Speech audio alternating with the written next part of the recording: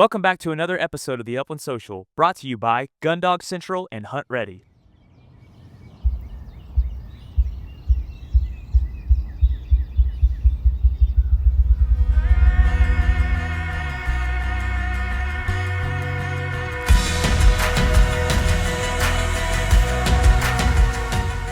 You're listening to the Upland Social, a podcast dedicated to the bird hunting community. I'm your host, Ryan Linton, an artist, writer, and lover of all things dogs and birds. We'll gear up and hit the field with some of the most engaging and compelling voices on the bird hunting scene. Each week, we will hear from seasoned hunters, dog trainers, storytellers, wild game specialists, to everyday uplanders just like you and me. Their insights, experience, and stories will inspire and equip you to explore, conserve, and celebrate the wild places we all love. The landscape is truly limitless. So load up, drop the tailgate, and let's go. This is the Upland Social. Richard Westley Wong was born in Winnipeg, Manitoba, and is a dual Canadian-American citizen. He is a food photographer based in Minnesota, where he lives with his wife and 2 sons. In his free time, he enjoys spending time at the family cabin in northern Wisconsin, fishing, training bird dogs, running hunt tests, and hunting with his 3-year-old Vizsla, Trigger. Rich, it's great to have you today on the Upland Social with us.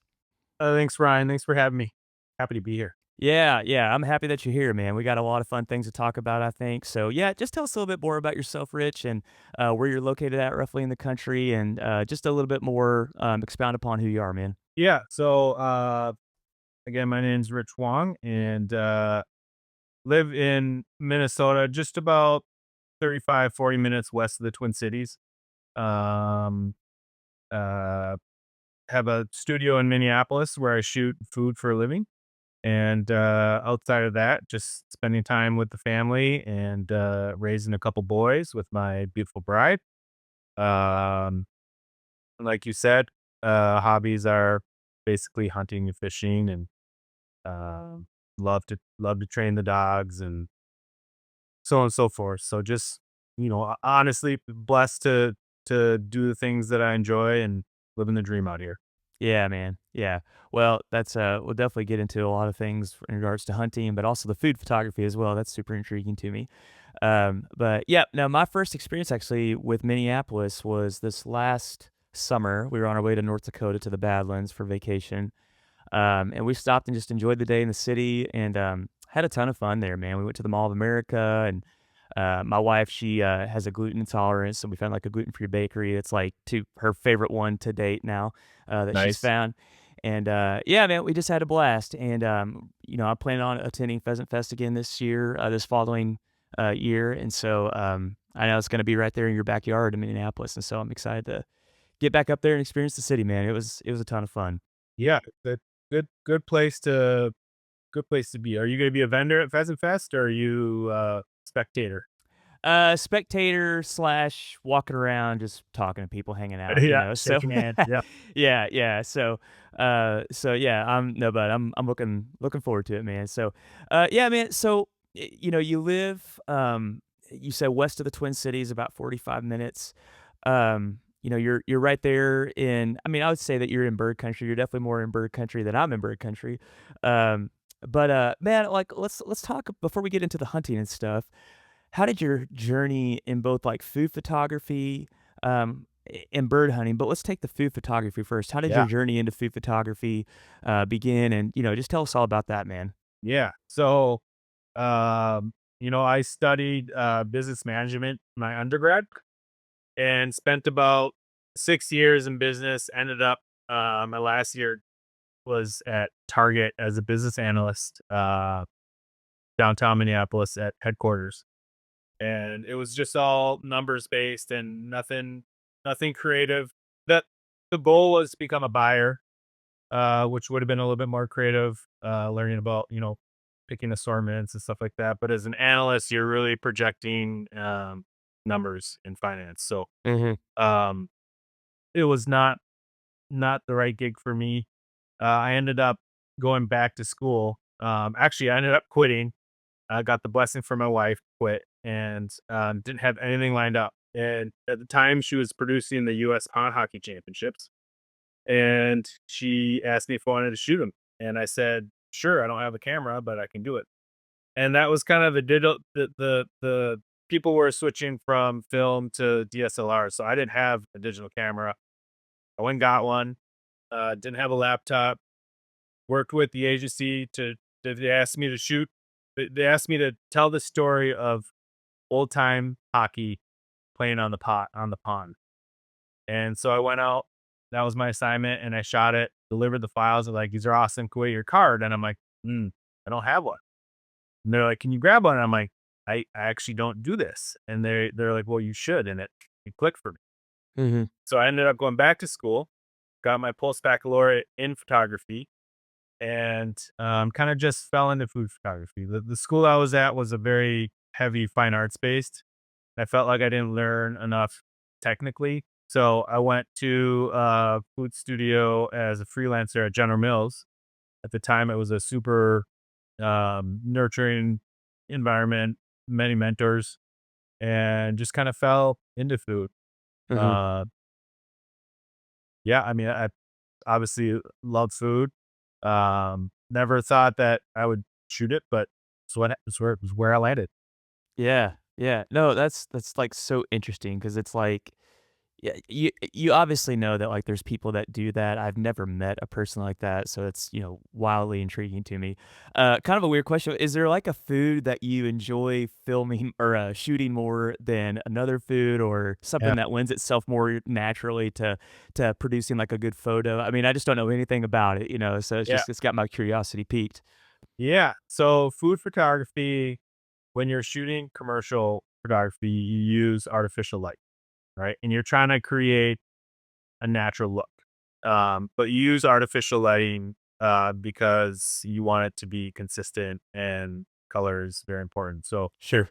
when you're shooting outside, uh, it could be cloudy and then it could be sunny. And then it could, sun could be setting and the light gets warmer, or it could be right above you. So in the studio, I have full control, um, which is important. And so with having control of everything, the one thing that I like to do probably the most is shoot burgers. And so when I shoot burgers, it's not it's typically many, many, many shots composited into one shot, right? So having that consistent light source is important because when I shoot, it's on a tripod on a set and nothing moves. So when I composite it, basically layering them up and then painting in areas that I like from each file. So for example, let's say I shoot a burger and it has the bun, and then it has lettuce, and then it has the meat, and then it might have a tomato, and then it might have bacon. One that I'm thinking about, it has like an egg on it, and we poke the yolk, so the yolk came down. And so typically we'll shoot all of it together. If there's a reason why we can't, we might have to composite like part of it on, but typically we'll try to shoot together. Um, but the part that would be more technical is trying to get the perfect yolk drip, or there might be like a pool of yolk or ketchup, or we might get through the shot and be like, "Oh, I'd love a bead of sweat on the tomato to just make it have a little bit more depth to it and more alluring." There might be a piece of lettuce that on there that we weren't happy with, so we might change it, and then that might be a separate shot that I composite into the perfect. So it's basically you're making a perfect burger out of many, many, many, many pictures. Um, those kind of things. Some of the other shots that I like to do, which are similar, like maybe a stack of pancakes with cascading syrup and pools of syrup and just stuff like that. Stuff that I get to play in post production, right? It's not Yeah. just like shoot it once and it's good. And usually it's never good after one shot anyways. There's a lot of poking and prodding. We have I work with food stylists, so I rarely touch the food. They're the ones that make the magic happen, and I'm just the button pusher. Yeah, yeah. Well, you're getting me hungry, man, talking about Yeah. cascading syrup and, that Syrup kinda. and burgers. Yeah, yeah. Well, like I said earlier, my wife's gluten-free, so naturally, when we have burgers, we don't I mean, they make gluten-free buns, but we just go bunless a lot, but I was just thinking last night, I was like, "Man, I could go for a good, like, butter-seared bun right now on a Yeah. burger," so you've got me, you got my taste buds tingling. But yeah, man. Well, that's really interesting. And it's cool that you get to do that for a living. They say that you eat with your eyes first, so I'm a big fan. I guess just to say of like plate presentation. I think there's something really to be said for that. Yeah. Whether it's burgers and kind of more of these day to day things that we eat, or even like wild game. And kind of pivoting, let's talk about the hunting and the outdoor side of things. It sounds like that you grew up that's just kind of been the fabric of your life, Yeah. even before food photography. So yeah, so tell us anything and everything about that. I mean, the photography's a really cool thing. Like if someone pulls up your Instagram, they see that you take these really captivating photos of whether it's Vizslas or rough grouse hanging on a barn or stuff like that. But yeah, tell us just about bird hunting with Rich Wong. Let's hear about that. Yeah. Yeah. So growing up in Manitoba, I was introduced to it at a really early age. Maybe like, gosh, I don't know. I was probably walking along at 3 years old. Uh, Mainly probably with granny at the time, when with grandpa and dad and his uncles out. Uh, Mainly doing duck and snow goose hunting. So Okay. um, in the mornings, they'd be in the blind. During the day, we'd be jumping potholes, or um, chasing sharp tails. But mainly from what I remember, it was ducks, lots of ducks. Okay. Uh, so introduced early. We didn't end up getting a dog until we moved to Minnesota the second time. So born in Winnipeg, Manitoba, moved to Minnesota when I was 4. Moved to Calgary for a few years and then moved to Minnesota since 4th grade. And I've been here since 4th grade. But we didn't get a dog until, I don't know, must have been sometime around there, 5th or 6th grade. And it was an English Cocker Spaniel. And Cool. so, flushing breed, and dad and I hunted kind of mainly local stuff. We didn't travel very far for pheasants or grouse. We'd hunted grouse maybe one trip up north, Mhm. and then pheasants we'd hunt locally a little bit with not much success, and then we hunt a few times in Iowa. Yeah. So that was kind of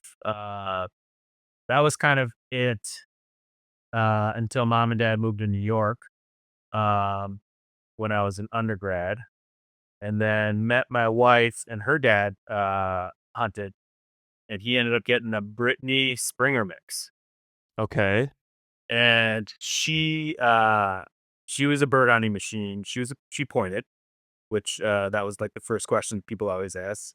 Brittany Springer mix. She pointed, but she ended up getting some kind of poison in it, like 4, Huh. and she passed away. So that's when my first Vizsla came to be, Hunter, and he was let's see, I don't even. This was probably close to 20 years ago. So my first bird dog in the early 2000s. Um, and I was dangerous enough to be dangerous, but knew very little about training Huh. any dog. Uh, wasn't part of it with my first dog really, and our first family dog. Um, so kind of just was like, I'm gonna get a pointy dog and I'm gonna hunt him, and we'll do some heavy obedience training, but that's about all I knew. So um, that's kind of where we started. Yeah. Yeah. Yeah. So how did you get connected to the Vizsla? I mean, anybody that's in the bird dog world knows that they're a little more of I would call them like a boutique kind of breed compared to like, your GSPs, your Yeah. setters, your Brittany's. Yep. Yeah. What got you connected to that breed? So back then, back in the olden days, they weren't all that popular. They were kind of a super unique breed. People still don't recognize them, but there were a lot of people that like had no idea what this dog was. And basically, my criteria was I wanted a pointing breed, and I wanted a good looking dog, and I wanted a good family companion. So Mhm. Um, Hunter was basically, I wanted kids earlier, and my wife bought me Hunter to kinda cool me off a little bit, Yeah. and which was great, and we loved him. And it typically Um, works, right? That yeah, it did work. I was thrilled to have him, and, um, yeah, it was more so, looking for a dog that not everyone had, Mhm. that would fit the needs that I had, so, Okay, cool. Yeah, I yeah. had on somebody a couple weeks ago, and they have a Vizsla, and they were talking about the hunting style. Yeah, I'd be Heath. curious to Heath, yeah, yeah, Yeah, Heath. yeah. Um, I have a uh, little bone to pick with Heath. okay, We've chatted quite a bit on Instagram before and tried to meet up a couple times, never happened, but so I can pick a bone with him. sure. And he did preface that he was generalizing. The 2 visas that I've had, and this is generalizing on my side too, because I my small sample here, 2 visas, and they've been hunting out. They're ready to go out of the box, which is, going against what he said. So, um, both dogs, knew exactly what they were supposed to be doing as soon as they hit the ground. Mhm. So, um, but I will say his piece about the dog wanting to greet anyone and everyone, Yeah, being on their lap, uh, touching, they like the Velcro Visa n nomenclature. They do like to be leaning on you. They like their people. yeah. Uh, I'm convinced someone could take Trigger and he probably wouldn't miss me. He'd probably just be like, "This is my new guy, and I guess this is it." So, Yeah. Yeah, that's exactly what I said about Creek, my Brittany. It's like I could drop her off somewhere tonight and she'd just yeah, be like, "See ya," like my new life and I'm great with it. So, which like I said, like it sounds like you listened to that episode. It's like her best and worst quality because it's like what yeah, do I mean nothing to you, but it's also just a testament to how good natured they are just towards people, which is a great thing too. So, yeah, no, as we all, I shouldn't say we all, but I think this is pretty common where you entertain like, oh, what would life with another breed be like? And so I definitely am intrigued by setters, but as of late, man, I met a Vizsla probably about a month or two ago, in Cincinnati, and I was just like, man, these are great dogs. My brother has a Vizsla mixed with the GSP, and just the sweetest thing, yeah, and I know that they are typically known for being that, like, a very sweet dispositioned, yeah. um I'm already used to your personal space being invaded 24/7, by my Brittany, so, I don't know, man, I'm feeling a little bit of a drift towards maybe exploring, these Vizslas, so, yeah, so take us through, you drop the tailgate with Trigger, you take off into the woods. What's hunting with Trigger and just Vizslas? I guess once again we're maybe generalizing a little bit, but typically what you've seen with Vizslas, what is that like? What is the hunting style, the approach, the bird handling, like all that kind of stuff? So I'll back up to my dog Hunter, our first Vizsla. Um, you know, I spoke a little bit about it earlier. Like I didn't know what I was supposed to do. I did get a little bit of help, a couple consults from a pro trainer, just with collar conditioning. We started force fetching, but he was not into it, so we just kind of stopped. And he was retrieving. He retrieved well with other dogs, right? Because the competition. So I hunted a little bit with other dogs, and it steadily got better, and he was retrieving, but not fantastically. But Hunter was not a very big ranging dog, and that was probably naturally visas aren't known for being big running, right? But I think if I had known more, I think he would have pushed out a little bit more. But Hmm. I think it was my fault because I was always recalling him. Every time he'd get out of 50 yards, I'd be like, here, or I didn't say here. I probably used the word calm. Um, and so he worked a lot closer. Trigger, having done a lot more research and learning a lot more about training, I learned to shut my mouth. And he'll push out. he's been out to 400 yards before, but he typically stays closer in that 200 and inside from that. Out west in the woods, he's about 100. I try to keep him at 100. He'll push out a little further, but I like him to stay at about inside of 100 yards or Okay. 150. So, um, but yeah, Trigger on the ground, he moves like the wind, just smooth. If you didn't have a bell, you'd never hear him. Um, he is a bird finding machine. Uh, Anyone that hunts with them is just kind of, you know, they always say it's just a joy to watch him work. Mhm. Uh, he's still learning the game. Definitely coming along really well.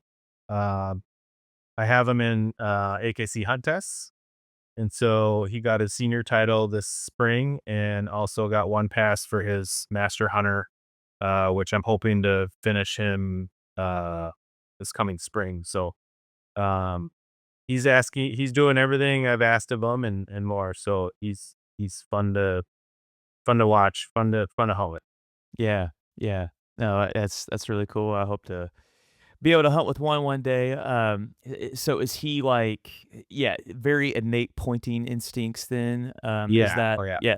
Okay, cool. I've like I said, I don't know anything about the breed, and yeah, I'm sure I'll satisfy that curiosity at some point though. But Yeah. um, He was pointing right out of the box.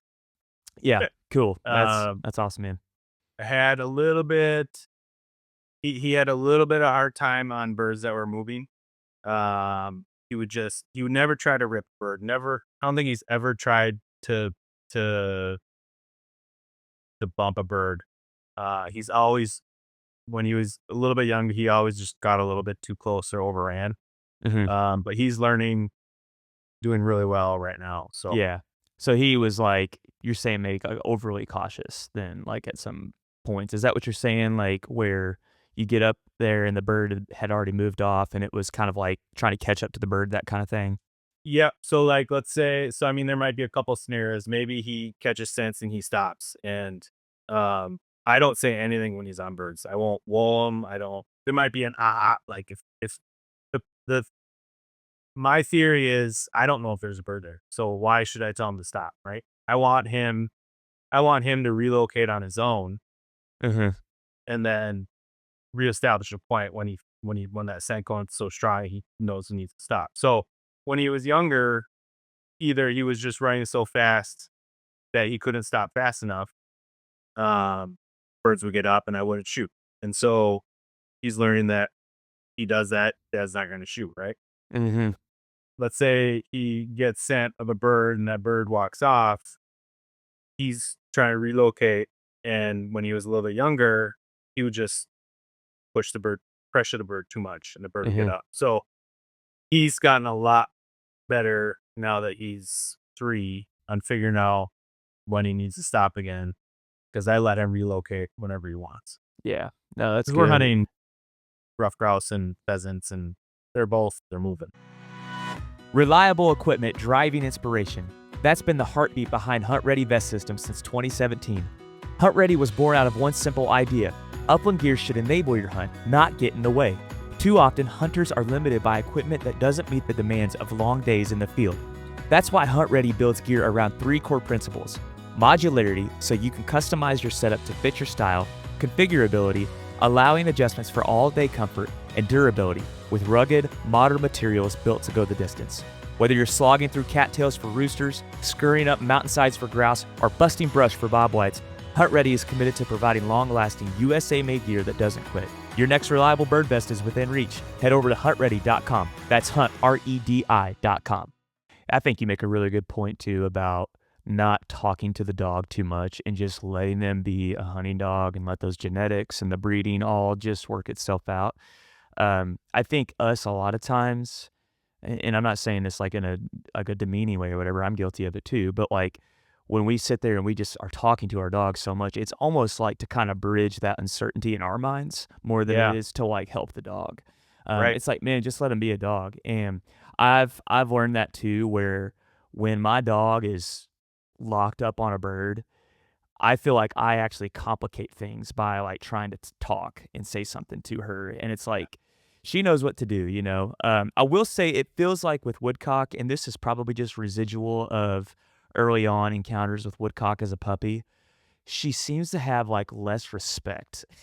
That's the Hmm. only way I know how to say it for a Yeah. woodcock, where it's like she knows she can get close to him, Right. um, but with grouse, I can just tell there's a difference in intensity. There's just something different about it, you know. And I think other hunters will tell you the same thing too. That it's like, oh, this feels like a grouse, you know. Yeah. I mean, some of that too is going to be in the habitat type that you're in. That's going to help inform that as well of what you're predicting it might be. But I think a lot of times they can see grouse, and if your dog's not steady, they're gonna, if the grouse or no, I'm sorry. Well, yeah, they can see grouse, but I think a lot of time when you're talking about woodcock, I think a lot of time you go on a point, sometimes they're so close, they can see that bird, and if that bird's walking off, that can be Mhm. real enticing for a dog that's not completely steady. Yeah. Yeah, I was talking about this a while back with a guest where his recommendation was like, if you want to have your dog at the level of, like, ruffed grouse and pheasants, you may be, like, shooting yourself in the foot, for lack of a better word, Sure. by working on woodcock. Now, if you don't care, like, if you're not, like, as stringent on that as others, like, go for it, you know? And it also comes down to, like, you know, let's say you're in Arkansas and a big chunk of your hunting is migratory woodcock that come through in the wintertime. Man, like, that's what you got and go for it. Yeah. Um, but if you're, like, somewhere like where you are, where you've got options, I like that. I definitely like that idea of kind of training at the level. And when I say training, I just mean like going out and exposing them to wild birds. Going, you know, at the level of like we're gonna work with grouse, we're gonna work with pheasants that are Yeah. notorious for running, and tolerate a whole lot less pressure than a woodcock would. And then it's like, at least in my head, then when they encounter woodcock, it's like they don't necessarily know the difference, they just know a bird's there, and so they're gonna Yeah. exercise that caution no matter what, you know? So, I don't know, I need probably at this point another dog to prove my theory, but yeah, so yeah, but that's kinda like what I've got in my head, so, yeah, man, so, take us like, let's bounce back to photography. Like I said, on your Instagram page, someone pulls up, we've got these, you know, captivating photos of dogs and rough grouse and woodcock, maybe some pheasants too sprinkled in there as well. What I think a really good photo stirs your imagination to start to tell a story in your mind, you know, without the photographer like telling you what they were thinking. I have to think that between your bird hunting, but also your food photography as well, what is like is there different like approaches to like capturing that beauty, whether it's like with the bird or whether it's with the plate, or like what kind of story maybe are you trying to tell? I mean, if you want to talk about food too, but like what kind of story are you trying to tell in your bird hunting photos as well? Yeah, sure. So, I mean, any just like you said, any photo, whether it be for commercial photography or, the uplands or even wedding photography, you're trying to tell a story, right? You're trying to get the viewer to quote unquote like buy into like what you're doing. Or could be Mhm. actually buying. Like if it's the cereal box, you want people to say, "Wow, that looks really great. I want to eat that," right? Or you might be, um, well, we talk about food even more. There's a term that we use in the industry called aspirational, and so like if I'm taking a picture of this ribeye steak, we want people to like aspire to want to make that steak if it's a recipe or if it's a product for a the meat shop at a grocery store. Um, we're trying to get people to want to do it, like buy it. And so same thing for in the hunting space. Like I want people to look at my imagery and think like, wow, that looks a lot of fun. That I can feel, I can sense what happened for Rich that day. I Mhm. can, it can invoke a feeling of like being out in the Northwoods. You can almost smell the decaying leaves, you know what I mean? Or you can hear Right. the bell, you can hear the bell ring on the dog and smell the gunpowder. And so that whole Instagram page, I've talked about this in on other podcasts. That whole Instagram page kind of was motivated to shoot stuff out of the studio, because in the studio, all of my stuff is so controlled with lighting, um, and everything is just like right there. Out of the studio, I don't have that control because I'm Hmm. shooting natural light, um, shooting things that could be moving, and it's just a little bit for me. It's a little bit harder. So I was basically started Whiskey Nord to challenge myself to stay inspired and motivated to shoot outside of the studio.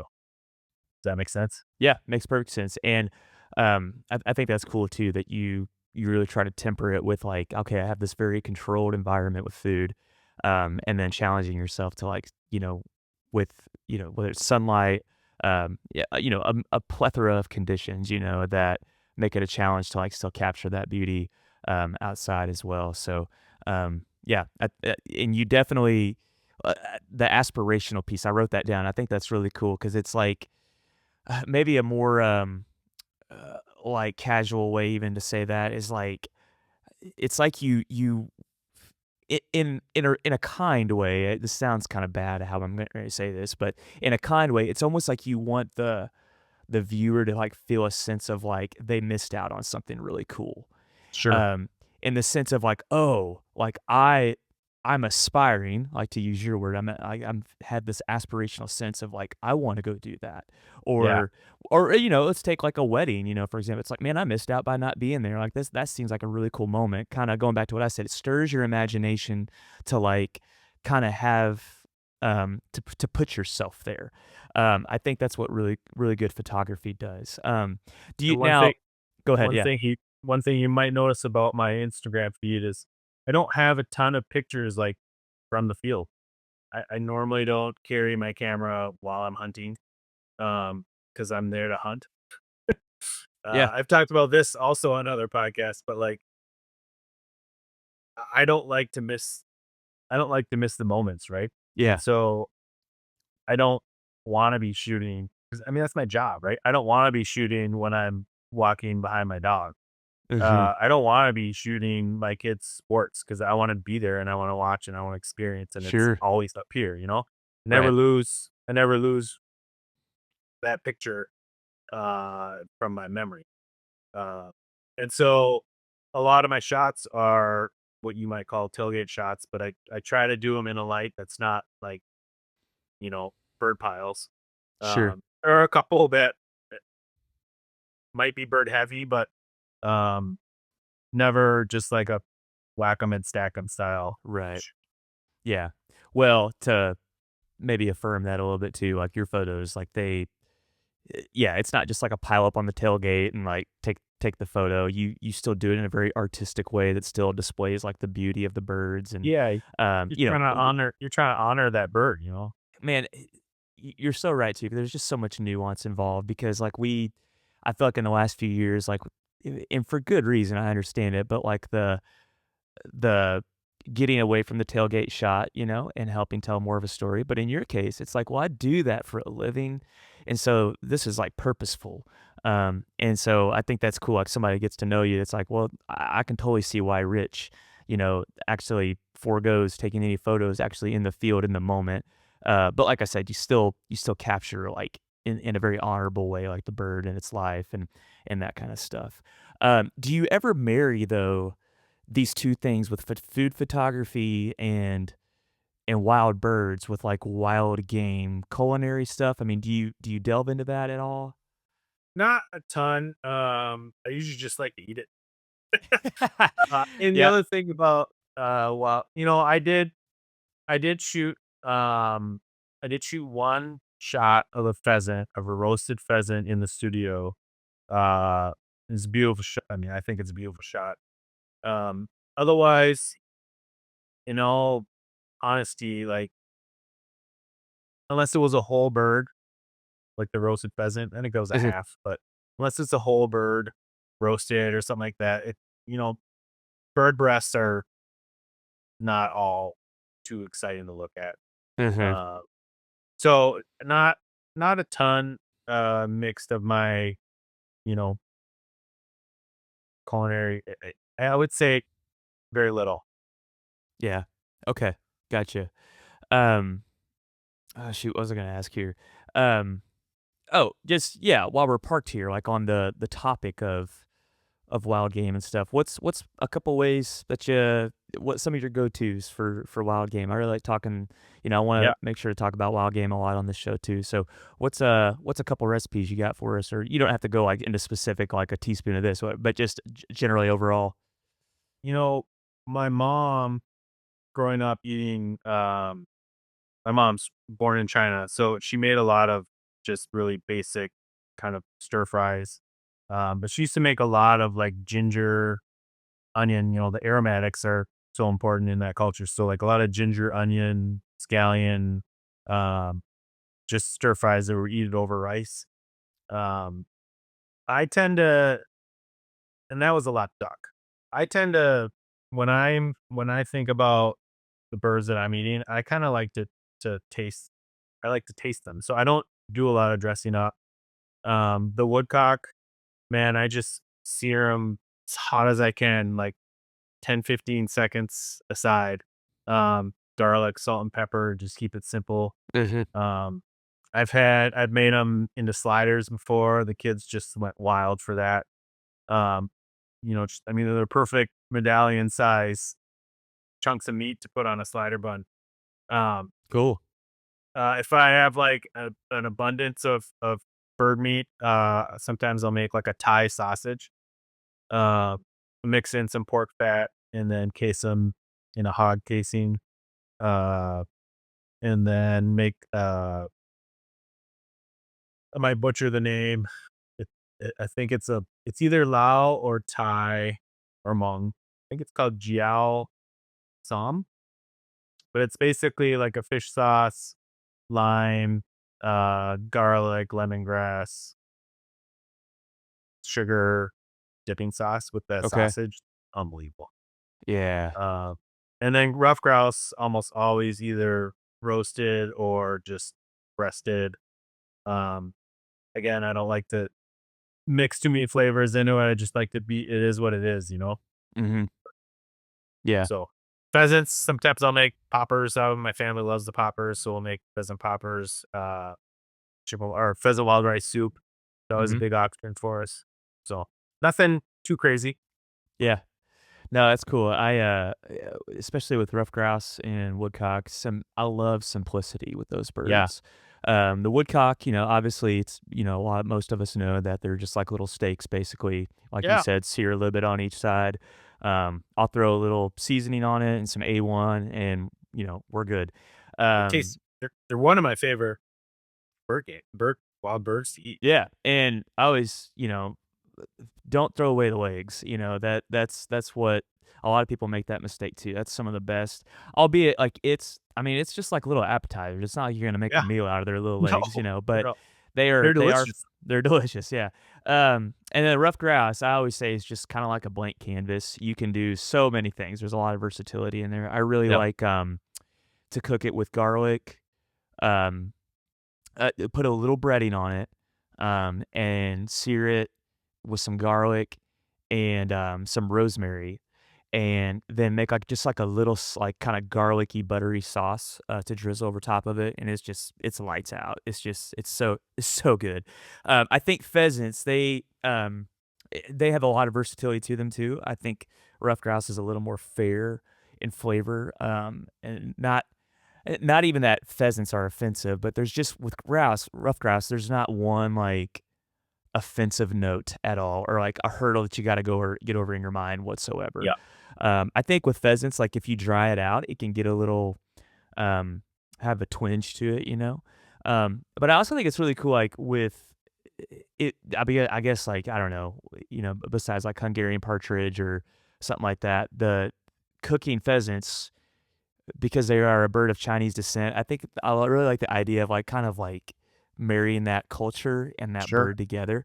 Um, so I've done, like a honey garlic, like, soy sauce kinda thing, like, over rice. I've done it with chicken to kinda test it out and make sure I've got it down, but I'm gonna do that with some pheasant, and I'm pumped about it, so, Yeah, there's so many fun ways to express the cooking of these birds, and enjoy them. Yeah. Yeah, the But pheasants, you kinda have to sauce them up, so I'm with you on your motivation to make them kind of a Chinese style stir yeah, fry. and until I started brining birds, I didn't realize the value of brining, and that doesn't have to be a very I mean, that sounds like if you don't know what it is, it's like it sounds kinda like a big hurdle in your mind.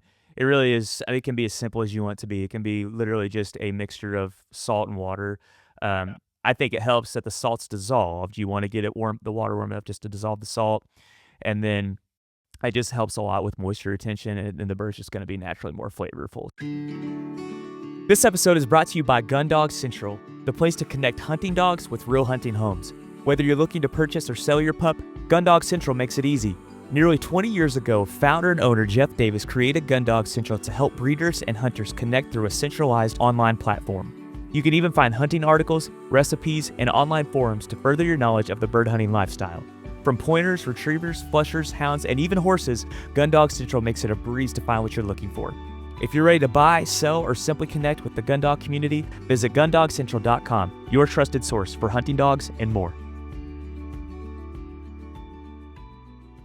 Rich, like going back to photography, most of us, and we're out in the field, we just have like our iPhones or our Androids or whatever. Most of us are not carrying around DSLRs, myself included. Are there any tips that you would give hunters to like maybe take a little bit better photo? Um, and maybe something even that like, we've kind of touched on a little bit, but besides, there's nothing wrong with the tailgate shot, and I think there will always be a place in our hearts and minds for that. Um, Especially if it's like you and your friends, gathered around and like kind of like that community aspect. But honor the moment, in the bird and that kind of stuff. Is there any advice that you would give, even with like a more simplistic device in a DSLR, like a phone, to people if they want to take better photos of their birds this season? Yeah, I mean, for me, photography is all about lighting, right? So, trying to avoid, like, times when it's getting dark. You're just gonna kinda degrade the quality of your file. So, you don't wanna shoot in, like, super bright sunlight when it's high noon and the light's just straight down. You want you want the correct balance of highlights and shadows in your image, right? So, uh,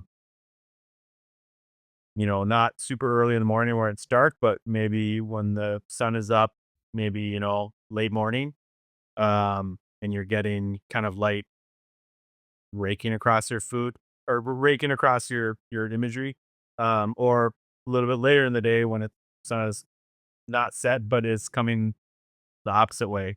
And so you want to create directional light. You don't want the image to be completely flat. Like sun is behind me, so I can got good light on, I'll shoot it. But there's no depth to that, right? There's no shadow and there's no it's just you're just blasting. Like you think of an on-camera flash.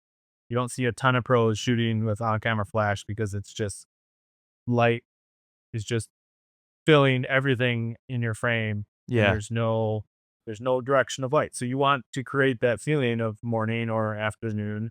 Um and so think about where your light comes from.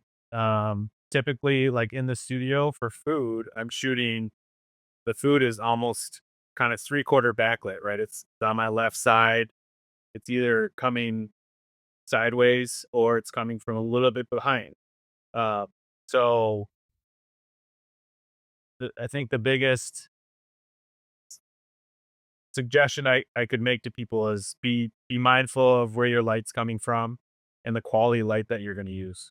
Okay. Does that make sense? Yeah. Which obviously out in nature, out in the field, like it's going to be all based off of, like, the sun, right? And, like, what Yeah.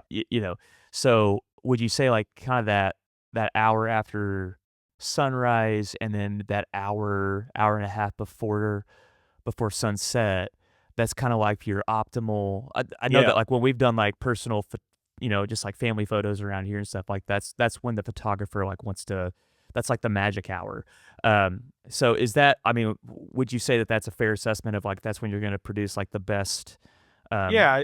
I think that's probably the timing when you're gonna get a lot of emotion from your images. Now, you might be done with your hunt at 11 a.m. and you need to get shots of the birds while they're still in good condition, or your dog with the bird or something like that. And so sometimes you're kind of limited with what you have, so you kind of have to play uh challenge to figure out what's the best lighting situation that we can do right now. Yeah. Shade is always a good option. Um, Shade is soft light. So when you think about when it's shade or if it's overcast and cloudy, that cloud is softening that light, right? Right. So now everyone has different opinions on what looks good. And sometimes I shoot with a hard, harsh light, and that creates one look. And sometimes I shoot with in the shade or on a overcast day, and that makes this very soft light. So you have to work with what you have, but even still on overcast days, think about where the sun is. Hmm. Think about what you're shooting. If your camera can only do so much. So if you're shooting like a tailgate and you have a big bright sky behind it, that tailgate's going to be super dark because your Hmm. camera's exposing for that super bright part of the frame. Hmm. So think about your composition. You're trying to balance as much highlight and shadow as you can in Yeah. the image. If Yeah. that makes sense. It makes perfect sense. Yeah. And like of a morning hunt, it's, yeah, if it's around 11 o'clock, noon or whatever, and you're at that disadvantage, what's like non-advantageous time, of getting a photo. I always try to do kind of like you, where you're hanging the birds up on a tree or something like that, and try to get the dog with it. I'm always trying to find a shadowy spot Sure. because if that sun is coming in on it and it's like that harsh lighting, it just kind of burns out the details of the bird and the dog and just um, so I think that's a really good point. Like finding what feels maybe, counterintuitive, to like, "Oh, shade, you don't want shade, you want light because light's better, right? It's gonna illuminate." But in the case of, like, image capturing and photography, it can be to a detriment to the photo. Yeah. But to your point too about, like, if you got that hour, hour and a half after sunrise, you got that hour, hour and a half before sunset. Like, I just had my dog out in the yard the other day. She was laying down. Sunset was, right at that optimal time, I felt like. I just took some like portrait photos on my iPhone and she's got red ears, she's a Brittany, and just the way that the sun was just kind of kissing the rim of her ears around. I mean, it Yeah. just like, not that I'm a great photographer, but I was like, man, that's like, that pulls me in and it, it, Yeah. it, it captures that emotion like you were talking Yep. about. So Yep. It's the lighting. I mean, photography is. I can't put a percentage on it, but it's all about the lighting. yeah. The position is important. The composition is important too. So like, yeah, if you're running iPhones, that portrait mode does a pretty dang good job. Hmm. Zoom in. If it's not degrading the quality of the file, like, go to that one, or if you're on iPhone, go to 2 or 3, which is going to uses a digital zoom. It'll zoom in, but it compresses the background and the foreground. So it does look telephoto, and that's going to be different than just when you whip out your phone. Yeah. Um, get low. Don't shoot like standing up at your dog that's down. It's just not Right. a good angle. Try to get a little bit lower. Just stuff like that. And I've heard before too. I'd be curious what your thoughts on this too. But getting the subject like to really fill up the photo, Yep. that is more impressive of a photo. Where instead of like if it's kind of just maybe not far off on the distance, but there's a lot of space just around the subject. There's just more of a, I don't know if epicness is the word, but yeah. So like still capturing some horizon or some maybe like a third of the way up, like Yep. relief in the photo, but the subject is still, Yeah. the obviously the main focus of it too, is that, I mean, does that sound right? No, that's completely fair. Yeah. There's a there's an artist uh rule called the rule of thirds. Some people have heard it, but you're trying to compose your main subject in 2/3 of the image, and then that third would be negative space, like you talked about. Okay. Uh, just and that's just generally speaking, right? There's a time to um, to shoot symmetrical. There's a time, if you're shooting square to have 100% symmetry. Um, but in like a even more so in like a landscape uh mode, shooting landscape horizontal, really using that rule of thirds is important. Yeah. Okay. Cool. Really good point, and thanks for the tip. Yeah, man. So let's switch gears here, man. What's Rich? What do you got on the docket for this fall? And I mean, you don't have to give us like specifics, but just kind of even just like what birds you plan on pursuing. I mean, I think it's no surprise that you hunt the Northwoods, but yeah, what all you got on the plans for this fall? Yeah, I'm heading to Montana beginning of September. So behind Sharptails and Huns. Cool. Um, then the rest of September, we'll get back into the Northwoods. A lot of times after that hunt, we're we're pretty beat up. So I have just the one dog. So we'll take a little bit of few days off, maybe a week off, and then we'll hit the Northwoods pretty heavy. Um, Probably do a little bit of both Minnesota and Wisconsin. I was invited to be a huntsman at the Rough Grouse Society's national hunt this year, so Oh, cool. be guiding some folks in October for that, and then usually have a grouse camp mid October. We'll fill in here and there with local pheasants. We have 'em just west of my home here, so Yeah. we'll do that and pop up to the cabin. I'm sure a handful of times, and then maybe if I get permission, some Southwest quail in 2026, maybe January, February. Okay. We'll see. Yeah. Yeah. Very cool. Yeah, that's something that's still on my list too, is to get down there and chase those desert birds. But man, it sounds like you got some great plans for the fall. And coming back from the prairie, you said taking a couple weeks off. I mean, the as I know the Northwoods in September is even right at the beginning of October. It's pretty jungly still. So it's for good reason. More than one way of taking off. It sounds like for you. So What about you? What are your plans? yeah, thanks for asking. So Kansas prairie chickens, at the very beginning of October, uh, season comes in September 15th, but just with work and that kind of stuff, it's just kind of nutso busy for those first 2 weeks. And I'm hoping to be able to catch a little bit cooler temps, there early October, and just kind of be able to hunt all day. So yeah, so that's the first thing. And then just a couple weeks later, yeah, my wife, she's in administration at, the public school system, so she always gets fall break and all those other breaks that schools get. We typically take a trip up north somewhere. We typically do Michigan, but we're actually doing Wisconsin this year. So we'll be up there. She doesn't hunt, she just kinda walks the logging roads and just has a nice hike with me and the dog, and, I'll just kinda peel off into a cover for a second, just kind of meander back and forth, and that's kinda how we do it. So yeah, so I've never hunted Wisconsin, but that's what we got on the docket this year. I'm super pumped about that. Um, You'll have to give me a shout. yeah, Maybe we meet up. yeah, that'd be cool. That'd be really cool. Um, then November, Iowa. I got some friends out there that actually Iowa was the first place that I shot my first pheasant ever. So it's just and actually did not get out to hunt it with my dog until this last season. She's 4 years old, so I hadn't been there in a while. But it just holds a really special place in my heart. Love hunting Iowa.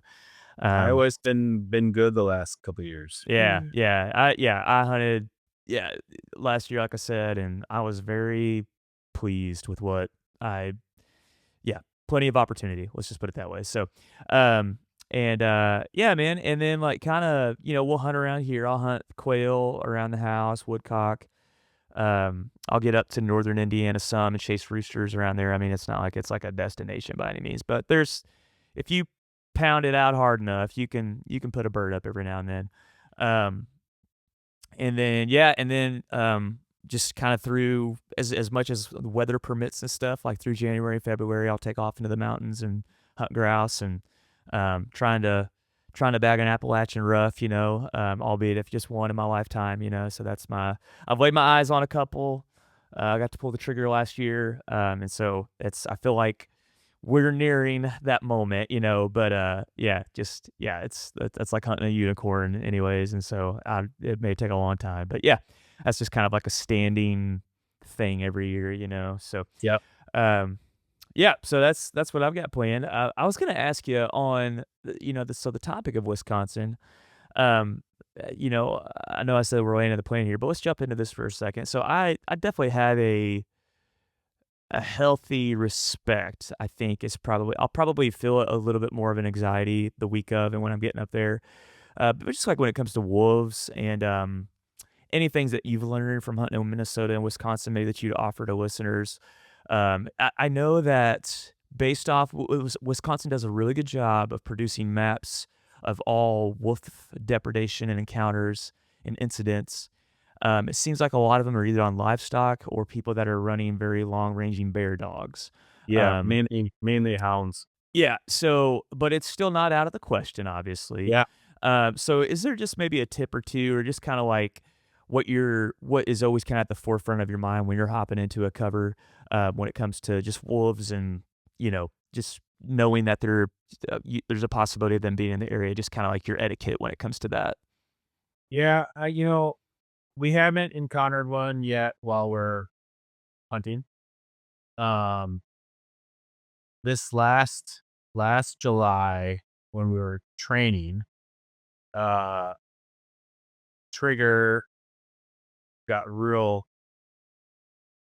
I don't wanna say birdie, but he caught scent of something, and he would start pointing, relocating, and not like I could tell it wasn't a grouse.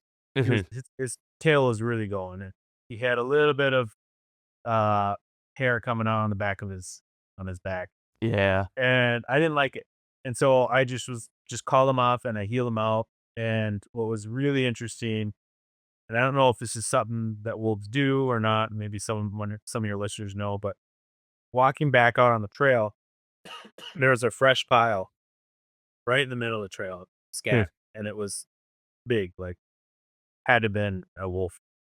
Um, and I don't know, like I said, if that wolf was saying, "Hey, this is my territory, Mhm. what are you doing?" And if Trigger was scenting something that he wasn't familiar with and trying to, follow it.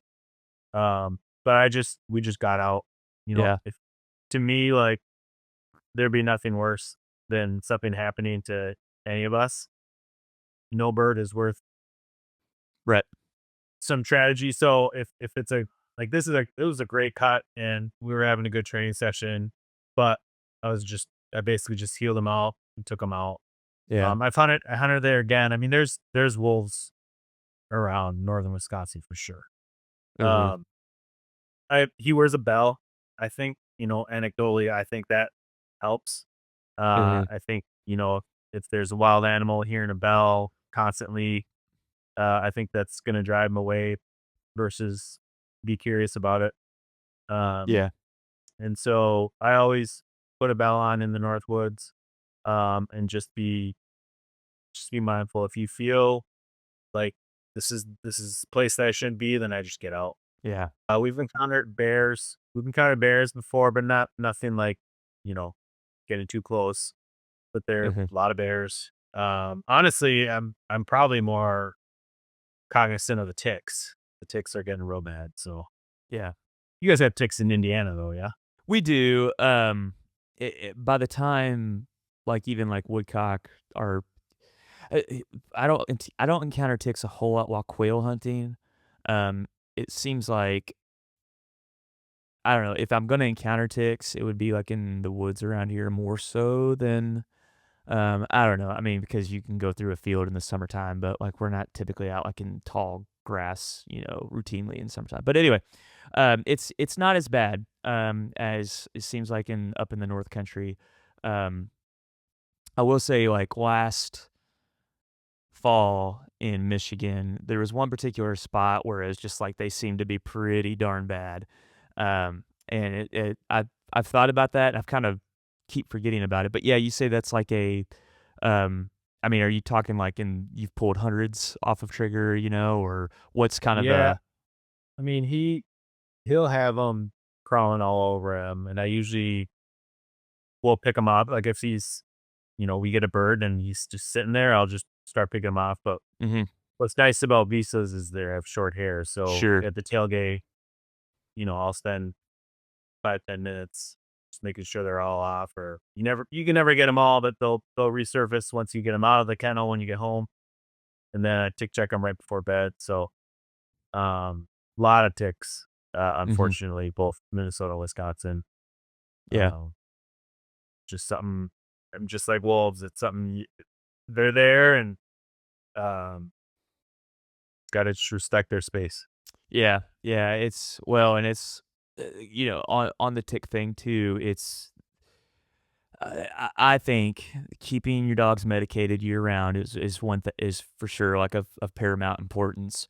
In fact, I just was feeding the dog last night. I was like, "Oh crap, I need to give her her medication." She was like 4 days late.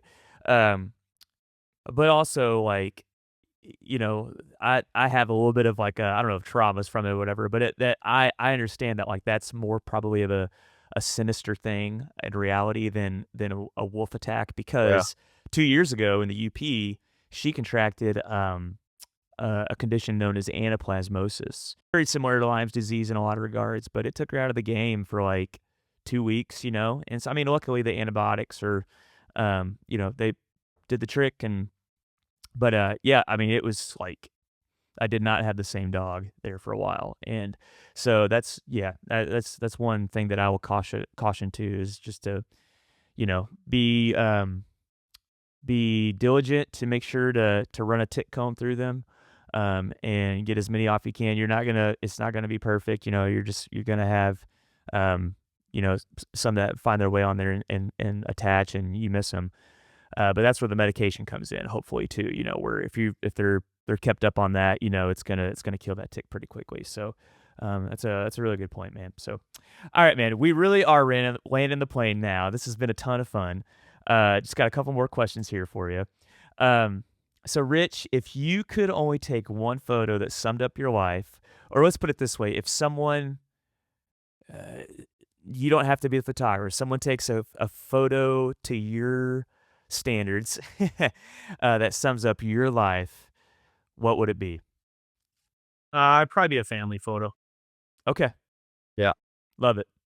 yeah, Sharing these places, with those that we love too. It's like kind of going back to what I was talking about with my wife. I mean, there's nobody that I enjoy hunting with more, even though she's not even a hunter.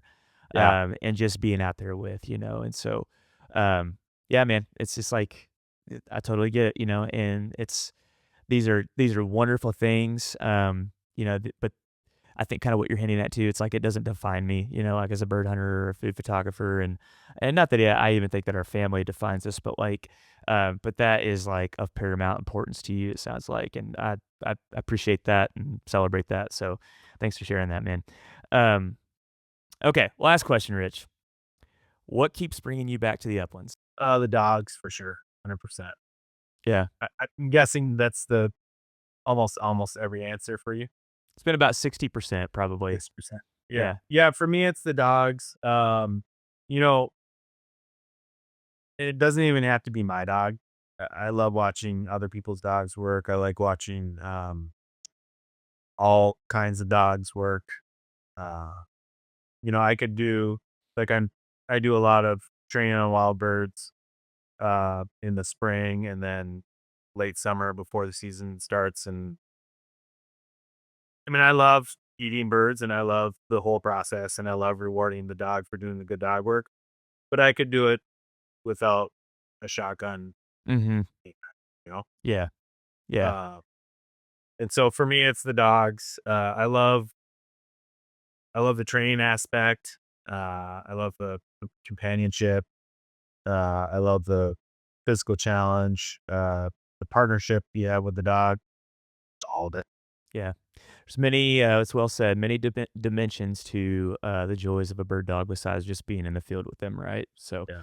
I How think about that's you? super.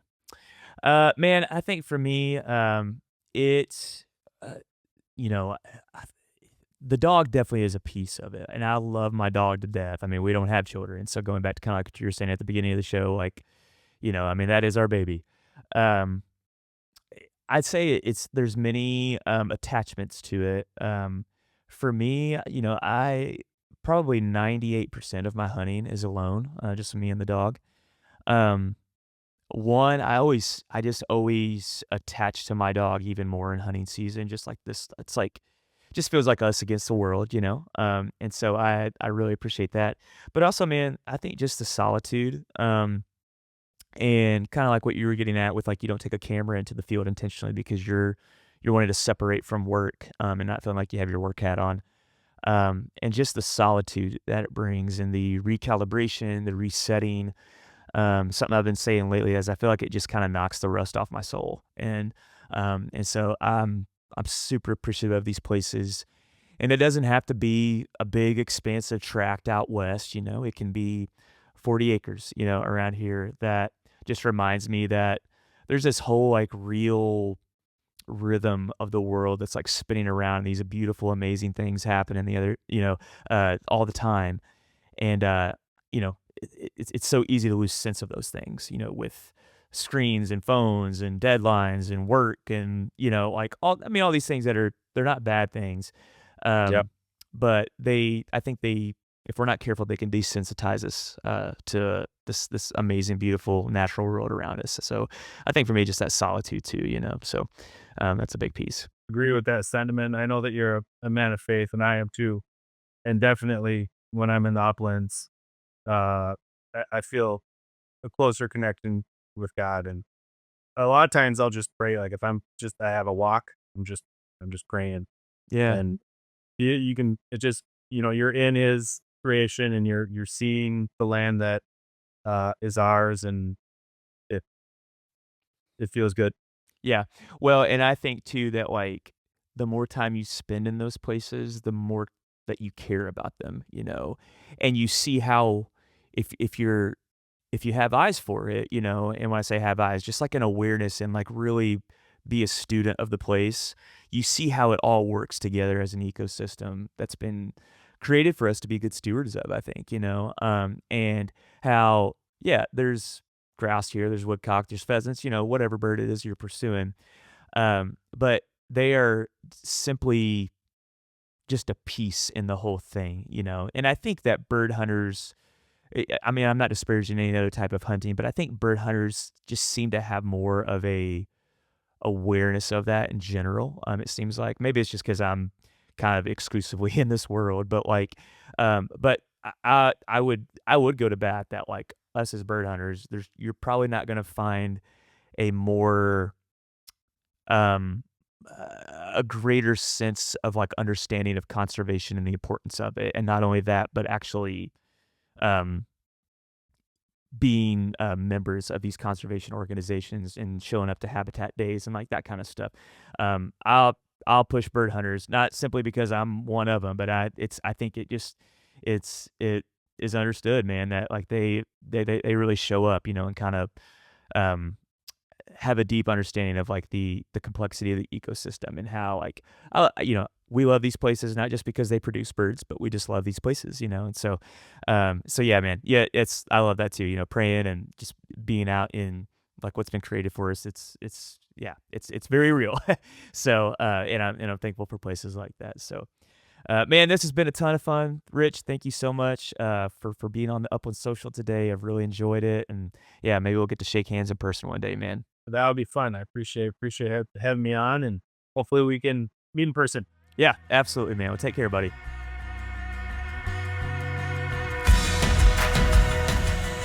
Thank you for listening to the Upland Social, an extension of the Hunting Effect Podcast Network. Recording and editing of this podcast, plus intro and outro music, was performed by me, Ryan Linton.